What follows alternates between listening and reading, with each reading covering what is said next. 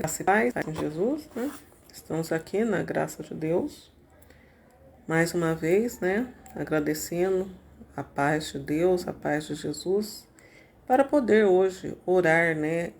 Ler, orar e refletir sobre o Salmo 47. Salmo 47, ele fala sobre, né, a realeza universal de Deus. Este salmo, ele é ao mestre de canto e é um salmo dos filhos de Coré.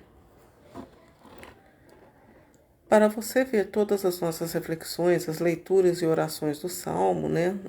Sempre é bom quando nós oramos saber o que está conversando com Deus, né? Então, primeiramente, para se orar um salmo, você tem que saber o que você está orando para Deus, o significado daquele salmo, né? Então, nosso canal, esses momentos, né, de reflexão de salmo, são para orarmos e entendermos o que nós queremos pedir a Deus.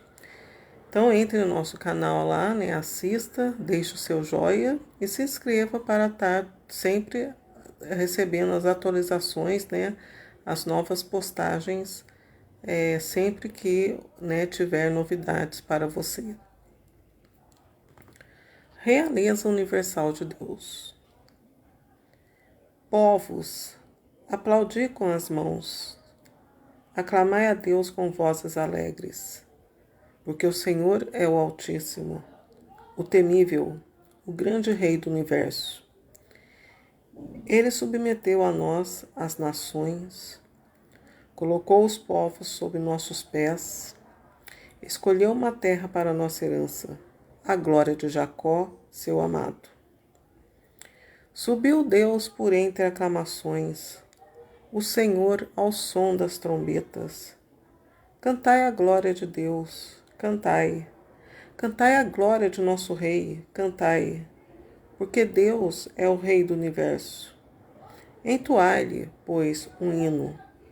Deus reina sobre as nações. Deus está em seu trono sagrado.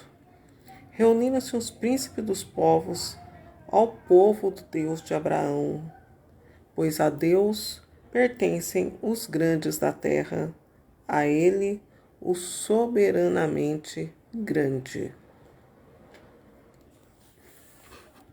Então, o que nós queremos, né, estar orando? O que nós estamos nesse salmo, quando você se propõe a orar esse salmo, fazer essa oração, né, usar esse salmo como sua oração de conversa com Deus?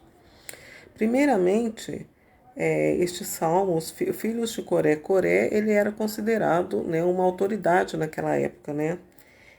Coré, ele era um sacerdote, né, um músico, ele servia o templo. E então, né, por isso que ele fala, né, povos aplaudir com as mãos. E este salmo é interessante porque ele é da época, né, 47 nos Hebreus, né, ele é daquela época de Jesus, né, o rei aqui, primeiramente, poderia se pensar que era um rei da época deles, né. Esse salmo aqui, ele é um poema, né? E da época, sempre, né, esse salmo aqui, se não me engano, esse salmo ele foi feito na época do rei Davi, que não haviam muitos reis ainda, né? Jerusalém, Israel, ainda não estava acostumado, né, a ser regido por outras pessoas, né? Naquela época era o próprio Deus, era os juízes.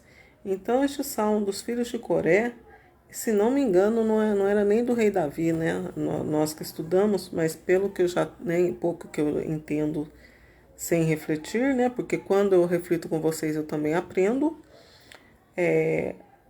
Coré era da época ainda, né? Da travessia lá do deserto ainda, né? Rumo à Terra Prometida.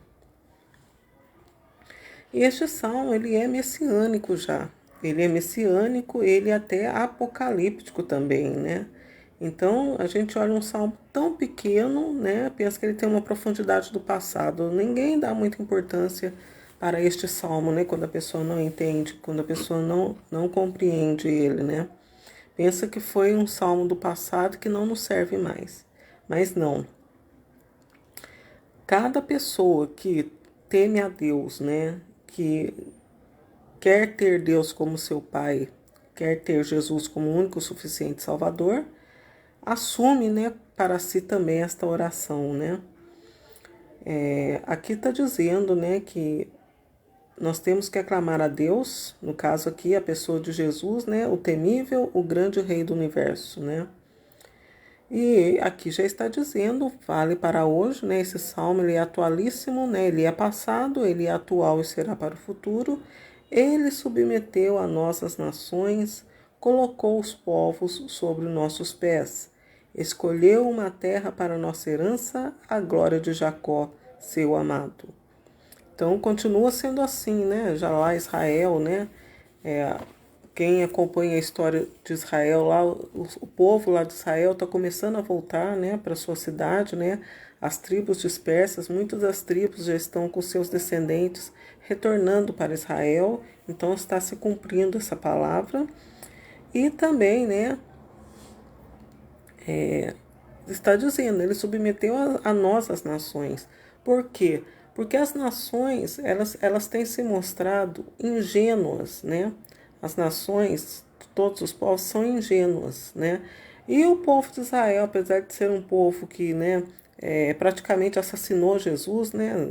Ficou com esse peso, com essa culpa, porque Jesus mesmo disse que a casa de Israel iria ficar deserta. Porém, eles, né, como o povo escolhido de Deus, povo amado de Deus, né, eles têm as nações sob seus pés porque se mostram mais espertos, né? O povo de Israel é um povo mais inteligente, um povo que teme a Deus, um povo que se ama. O povo de Israel é um povo que se ama, né? Então, cumpre-se aí a palavra de Deus, já está se cumprindo hoje também essa palavra. Aqui muito belíssimo, né?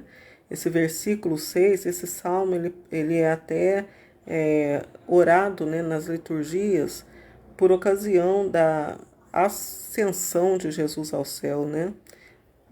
Na glória lá, né? Reza-se, canta-se esse salmo na ocasião da ascensão de Jesus ao céu. Subiu Deus por entre aclamações, o Senhor ao som das trombetas. Cantai a glória de Deus, cantai. Cantai a glória de nosso Rei, cantai. Então Coré já estava aclamando e proclamando Deus na pessoa de Jesus, né, como o Rei, né? Então é um salmo já que ele, desde aquela época, por suas palavras, né, ele havia assumido já a Deus como seu Deus através desse salmo, né? E depois aqui o último versículo. Reuniram-se os príncipes dos povos ao povo de Deus, do Deus de Abraão. Pois a Deus pertencem os grandes da terra, a ele o soberanamente grande. E o que significa isso? Vocês pensam que é algum elogio? Não é. Porque a palavra de Jesus, né? Jesus, quando ele veio aperfeiçoar e confirmar a sua palavra, né? Dos profetas, né? Que Jesus ele foi e é a voz dos profetas, tanto os profetas canônicos, né? Do Antigo Testamento, como os profetas de hoje em dia. Ele é a voz deles, né? Porque ninguém dá atenção aos profetas, né? E Jesus ele virá a ser, né, a confirmação, e já foi a confirmação dos profetas. Esse trecho aqui quer dizer que a Deus pertence os grandes da terra. Para Deus não é querer ser grande.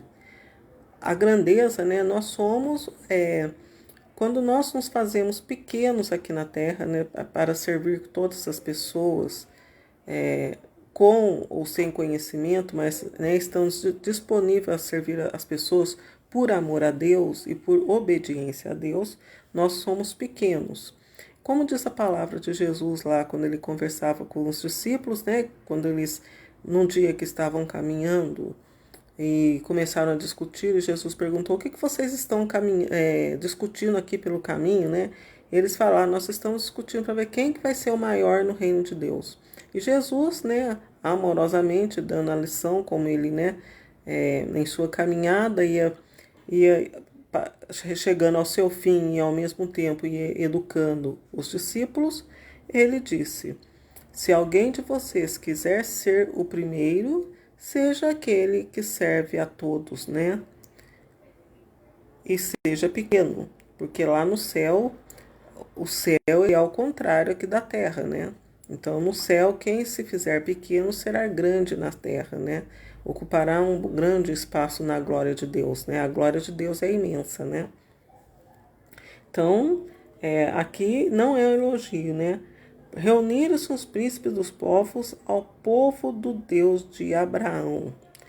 Príncipes dos povos são aquelas pessoas que são grandes, porque só Deus tem o poder, só Deus tem a obra, só Deus merece admiração e glorificação, né?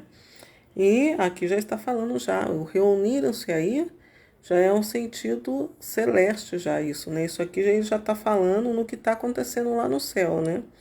Então, os príncipes dos povos são os governantes. O único digno de louvor, o único digno de realeza é Jesus, né? E eles pertencem, né, a Deus pertencem os grandes da terra. Então, quem for o menor aqui na terra, esse sim será digno de elogio, né? Esse trecho aqui do versículo 10 ele não significa que é uma bênção para a pessoa, né?